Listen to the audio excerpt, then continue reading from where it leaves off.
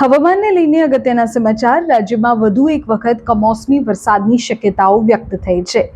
હવામાન વિભાગ કહી રહ્યું છે કે 19થી 21 એપ્રિલ માવઠા માટે તૈયાર રહેવું પડશે. કમોસમી વરસાદ વરસી શકે છે. રાજ્યમાં સાયક્લોનિક સર્ક્યુલેશન સક્રિય બનતા હવામાનમાં પલટો આવવાની સંભાવના છે. અને 19મી એપ્રિલની જો વાત કરીએ તો 19મી એપ્રિલે ભાવનગર, અમરેલી, મહીસાગર, દાહોદ અને છોટાઉદેપુર જિલ્લામાં વરસાદ પડી શકે છે. ત્યારબાદ 20મી એપ્રિલે ભાવનગર, અમરેલી, તાપી અને ડાંગમાં કમોસમી વરસાદની શક્યતા વ્યક્ત થઈ છે.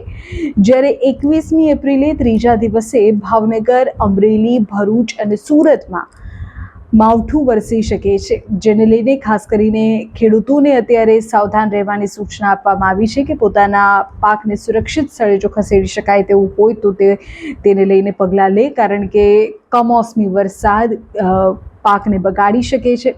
હવામાન વિભાગનું કહેવું છે કે 19થી 21 આ 3 દિવસ રાજ્યના અલગ અલગ વિસ્તારોમાં કમોસમી વરસાદ વરસશે, જેમાં સૌરાષ્ટ્રના કેટલાક વિસ્તારો જેમ કે અમરેલી, ભાવનગર, તો બીજી તરફ દક્ષિણ ગુજરાતના કેટલાક વિસ્તારો, સુરત અને તેની આસપાસના વિસ્તારોમાં માવઠાની સંભાવના વ્યક્ત થઈ છે.